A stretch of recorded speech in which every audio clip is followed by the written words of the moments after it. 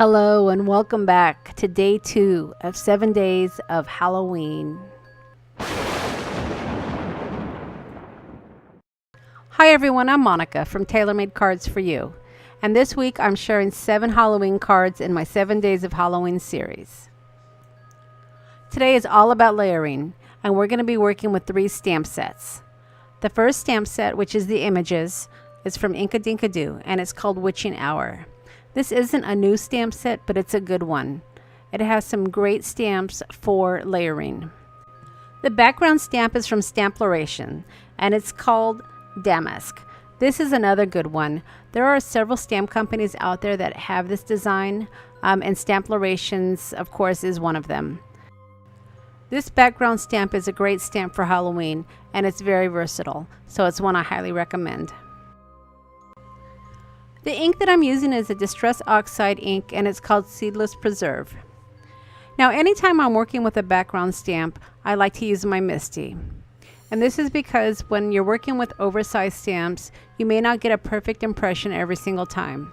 So by working with a stamping platform, you can stamp the same image several times to ensure a perfect result. Now, one great thing about the stamping platform is you can decide how dark you want your ink to be or how perfect you want your image to be. This is a Halloween background, so I may not want my end result to be perfect. I may want to have some imperfection. So by using your Misti, you can decide just how many times you need to stamp your image or your background. Now, the technique that we're going to be working on for this card is a layering technique. And there's a couple of ways that you can layer your images. The first way is, of course, to fussy cut, and that's what we're going to be doing for this card. There are many stamp sets these days that come with coordinating dies, but that does increase your price point. Fortunately, this die set has really nice curves, which makes it easy to fussy cut. As you can see, there aren't any harsh edges, and the hat as well as the cat have more rounded edges, so it makes fussy cutting a lot easier. Now, if you're working with images that aren't as easy to fussy cut, so perhaps they have smaller images or a little bit sharper corners, then the masking technique may be a better solution, but we'll save that for another video. Now, the scissors that work best for me when I fussy cut are the Mini-Snips from Tonic Studios.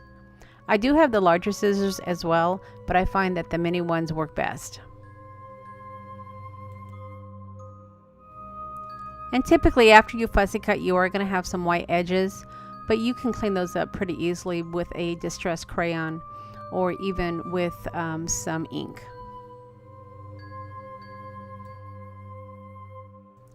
Some people prefer having the white edges around their images, and for some cards that may work.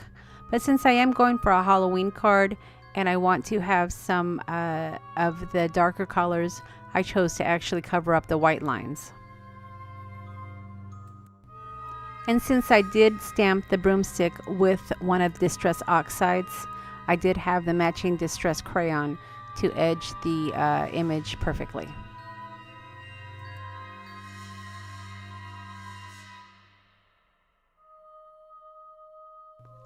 Now, one of the staples in my craft room is large numbers.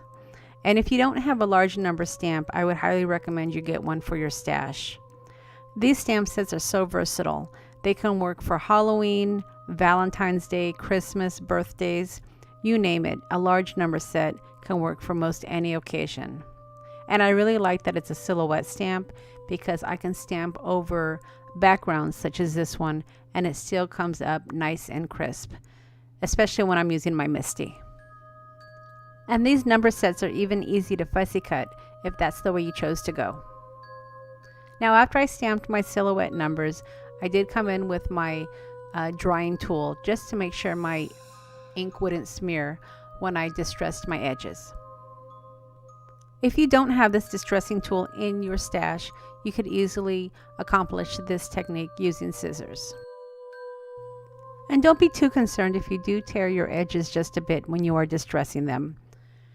You are going for an imperfect distress look, so torn edges are actually a bonus.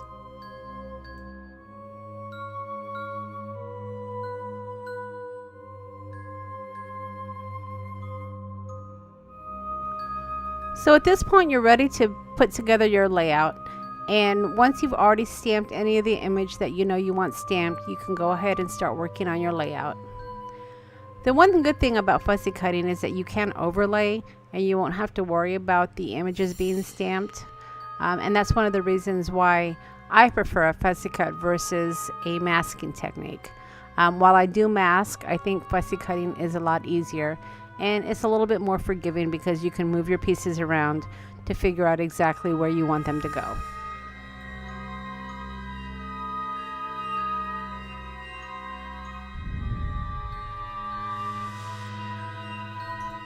I am using some foam tape to give my images some height and some texture. And once I have my images adhered down with my foam tape, I'll be ready to attach my card to the card base.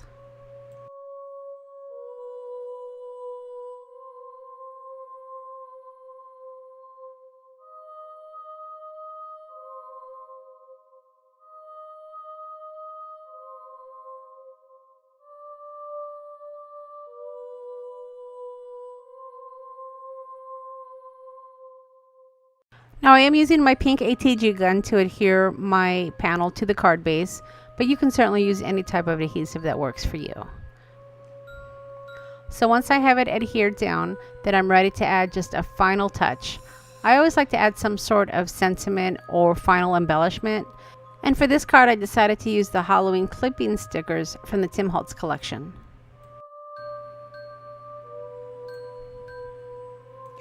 So this just about finishes up the second card and my 7 days of Halloween. As always, I will leave a list of all the products that I've used to create this card along with the links to the store. Don't forget, at the end of the video I plan on giving away 2 prizes, and in order to be eligible for the drawing you do need to be subscribed to my channel and you do need to leave a comment on all 7 videos. So if you haven't subscribed yet, don't forget to hit that subscribe button. If you've enjoyed the video, I would sure appreciate a thumbs up, and feel free to share the video with your friends. Alright everyone, I will be back tomorrow with day 3, so hope to see you then. Thanks for stopping by.